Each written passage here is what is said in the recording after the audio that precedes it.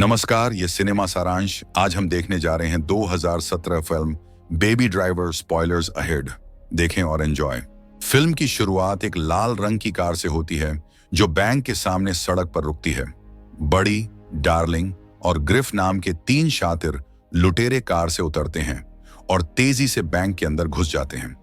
भागने के लिए गाड़ी चलाने वाला ड्राइवर एक जवान लड़का है जिसे बेबी कहते हैं। बैंक में डकैती करते वक्त वो लाल कार में इंतजार करता है। बेबी को संगीत बहुत पसंद है।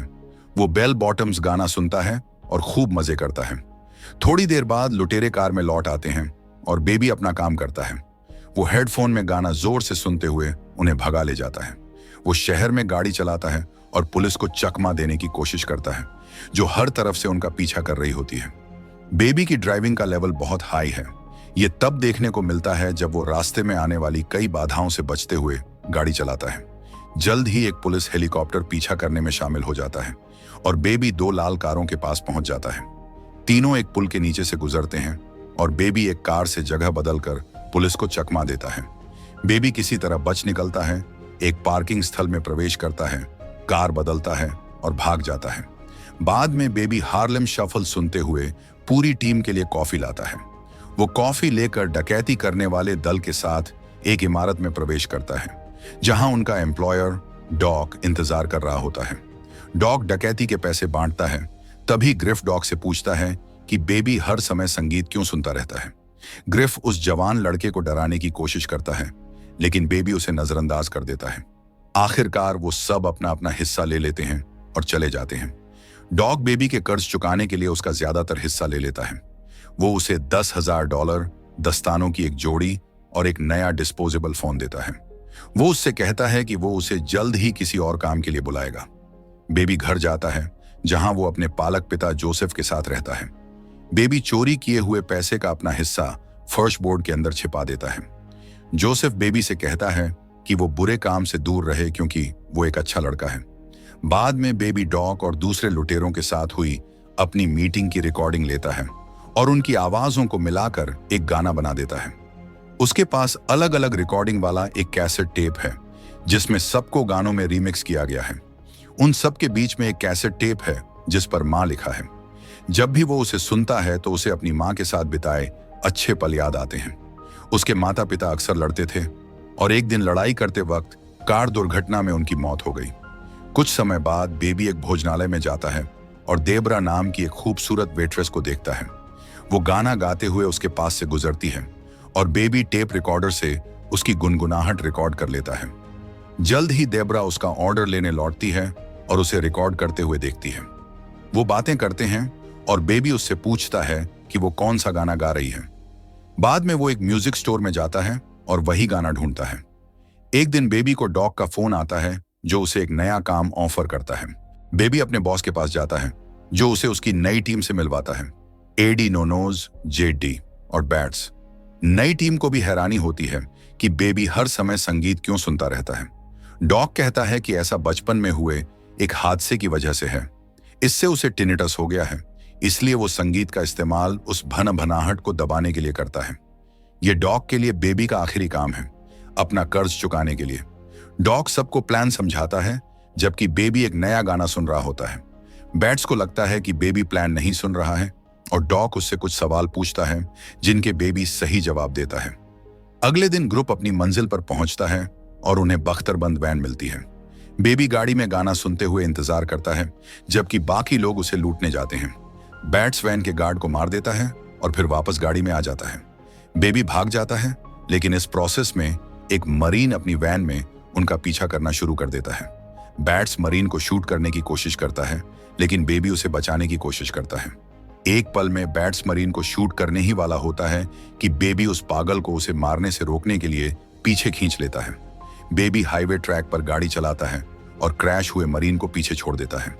ग्रुप ट्रैफिक में फंस जाता है, इसलिए वो कार छोड़ देते हैं और एक बच्चे के साथ एक महिला से दूसरी कार चुरा लेते हैं। जेडी कहता है कि उसने अपनी राइफल खो दी है लेकिन वो वापस नहीं जा सकते। बेबी गैंग को एक पार्किंग स्थल पर ले जाता है और वो फिर से कार बदलते हैं। बैट्स नाराज है क्योंकि बेबी ने जानबूझकर उसे मरीन पर निशाना लगाने से चूकवा दिया। बेबी इससे इनकार करता है और फिर वो अपना हिस्सा लेने के लिए डॉग के पास लौट जाते हैं। अप्रत्याशित रूप से बेबी को सिर्फ बैट्स और एडी दिखते हैं, इसलिए डॉग बेबी को मुनाफे का उसका हिस्सा देता है और उससे कहता है कि वो जेड डी के शव को कार के ट्रंक से निकालकर फेंक दे। ऐसा लगता है कि पुलिस जेड डी को उसकी बंदूक की वजह से पकड़ लेगी, इसलिए उन्हें उससे छुटकारा पाना पड़ा। बेबी कार को कबाड़ खाने में ले जाता है और उसे तोड़ देता है, लेकिन तभी उसे अपने बचपन की बातें याद आती हैं। बेबी उसी भोजनालय में जाता है जहां देबरा काम करती है।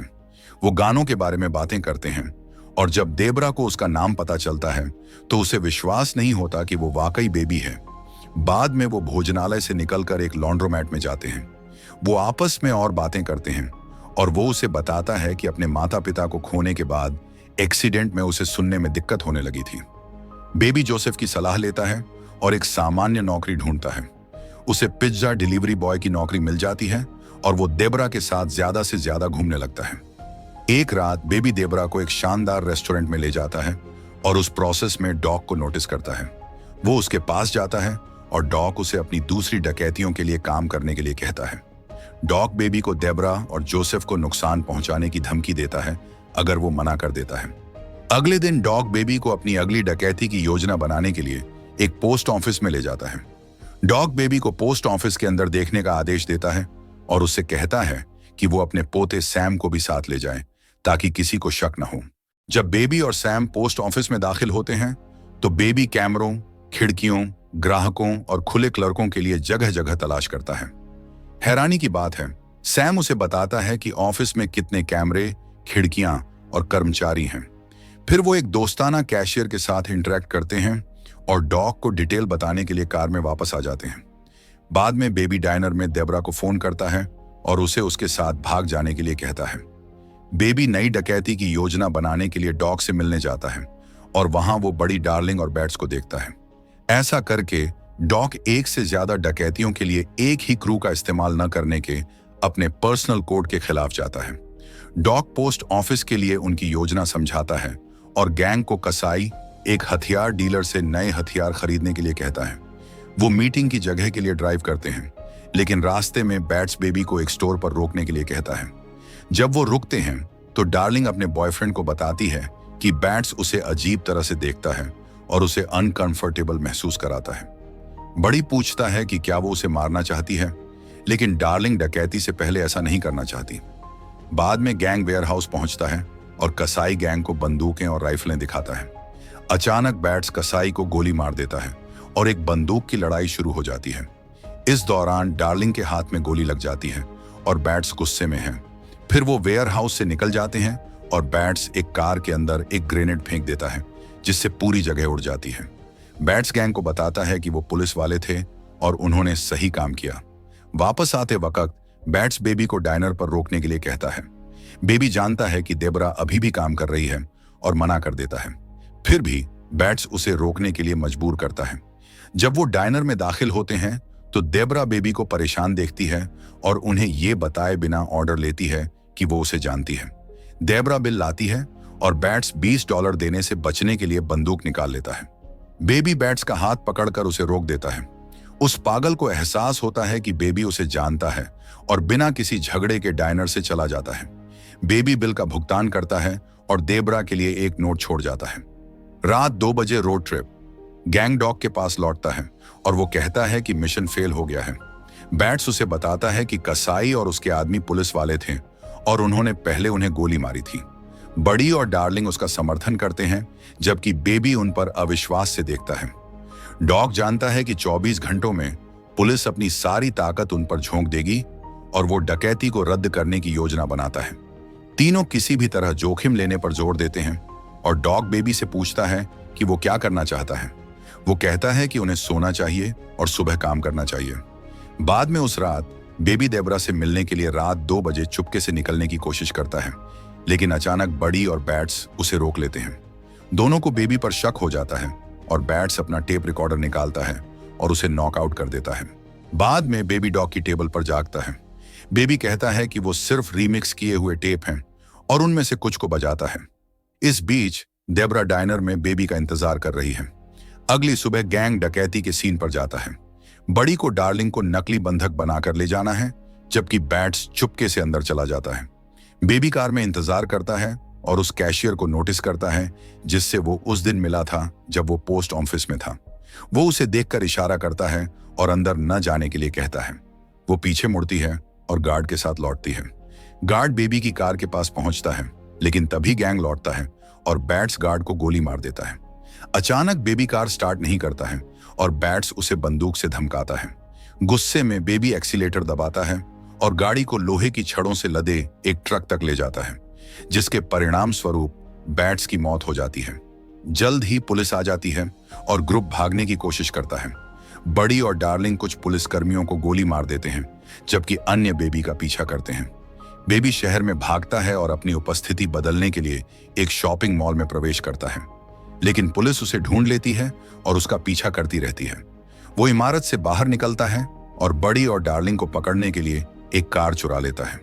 एक गोलीबारी में डार्लिंग पुलिस द्वारा मारी जाती है और बेबी भाग जाता है और एक बूढ़ी औरत की कार चुरा लेता है। वो रेडियो पर एक गाना बजाता है और जाने से पहले बूढ़ी औरत का पर्स लौटा देता है। बेबी अपने अपार्टमेंट में लौटता है, जहां उसे सब कुछ अस्त व्यस्त मिलता है और जोसेफ फर्श पर लेटा हुआ मिलता है। वो डाइनर में डेबरा को फोन करता है, लेकिन उसका बॉस जवाब देता है और उसे बताता है कि बेबी आ रहा है। फिर वो फर्श बोर्ड के अंदर के अपने सारे पैसे निकाल लेता है और जोसेफ को नर्सिंग होम ले जाता है। आखिर में वो उसे परेशान करने के लिए अपने पालक पिता से माफी मांगता है और पुलिस के उसे ढूंढते रहने के दौरान ही चला जाता है। बेबी तुरंत डेबरा को लेने के लिए डाइनर जाता है और बड़ी को अंदर बैठा हुआ देखता है। वो चाहता है कि बेबी डार्लिंग को मारने की कीमत चुकाए और डेबरा को मारने की धमकी देता है। तभी एक पुलिस वाला डाइनर में दाखिल होता है और बाथरूम में चला जाता है। बड़ी एक दूसरी वेट्रेस से डिस्ट्रैक्ट हो जाता है और अचानक बेबी उसकी बंदूक छीन लेता है और उसे गोली मार देता है। जब एक पुलिस वाला बड़ी के पास पहुंचता है और उससे पूछता है कि क्या वो ठीक है, तो बड़ी अचानक उसे गोली मार देता है। बेबी एक पे फोन से डॉग को फोन करता है और वो आदमी उसे दोबारा फोन न करने के लिए कहता है। कपल दो हिप्पी लड़कों से एक कार चुराता है और फिर डॉग के घर जाता है। बेबी डॉग से पोस्ट ऑफिस से चुराए गए पैसे के बदले में बक्से वापस करने के लिए कहता है। डॉग शुरू में मना कर देता है, लेकिन फिर देखता है कि वो डेबरा के साथ है और टेप देने के लिए सहमत हो जाता है। वो उसे देश से भागने के लिए कुछ पैसे भी देता है। जब वो लिफ्ट से उतरते हैं तो वो कसाई के आदमियों को देखते हैं जो उन्हें मारना चाहते हैं। डॉग उन्हें गोली मार देता है, लेकिन आखिरकार उसे गोली लग जाती है। तभी बड़ी पुलिस की गाड़ी में पहुंचता है और डॉग को कुचल देता है। उसके बाद वो बेबी का पीछा करता है। बेबी कुछ शॉट्स फायर करता है और बड़ी की कार के ऊपर से कूद जाता है। बेबी और डेबरा डॉग की कार में कूद जाते हैं और बड़ी उनका पीछा करना शुरू कर देता है। जल्द ही बेबी बड़ी की कार को रेलिंग के किनारे पर धकेल देता है और उसे गिरा देता है। बेबी ये देखने के लिए कार से बाहर निकलता है कि बड़ी मर गया है या नहीं, लेकिन वो साइड से बंदूक लेकर आ जाता है। बड़ी उसे बहरा करने के लिए बेबी के कान के पास गोली मारता है। डेबरा उसे पीछे से मारती है ताकि वो बंदूक गिरा दे। जब बड़ी डेबरा पर हमला कर रहा होता है तो बेबी बंदूक उठाता है और उसके पैर में गोली मार देता है। बड़ी उस कार पर गिर जाता है जो पहले गिरी थी और मर जाता है। अगली सुबह डेबरा और बेबी एक ट्रिप पर निकलते हैं और अचानक आगे पुल पर पुलिस का नाकाबंदी देखते हैं। वो भागने की कोशिश करती है, लेकिन बेबी उसे रोक लेता है। वो उसे किस करता है और पुलिस के सामने आत्मसमर्पण करने के लिए कार से बाहर निकल जाता है। बेबी को चोरियों के लिए दोषी ठहराया जाता है। पोस्ट ऑफिस में कैशियर और जिस महिला की कार बेबी ने चुराई थी, वो सभी बेबी की ओर से गवाही देते हैं। वो सभी उसे गैर धमकी देने वाला व्यक्ति मानते हैं। जज उसे 25 साल की जेल की सजा सुनाता है और 5 साल में पैरोल की संभावना होती है। जेल में रहते हुए बेबी को डेबरा के पत्र मिलते हैं, जिसमें उन जगहों के बारे में बताया जाता है जहां वो उसके जेल से बाहर निकलने पर जाने की योजना बनाते हैं। 5 साल बाद बेबी आखिरकार जेल से बाहर आ जाता है और डेबरा से फिर से मिल जाता है। अगर आपको ये वीडियो पसंद आए तो कृपया इसे लाइक करें। इस तरह के और वीडियो देखने के लिए सब्सक्राइब करो, नोटिफिकेशन चालू करें। देखने के लिए धन्यवाद।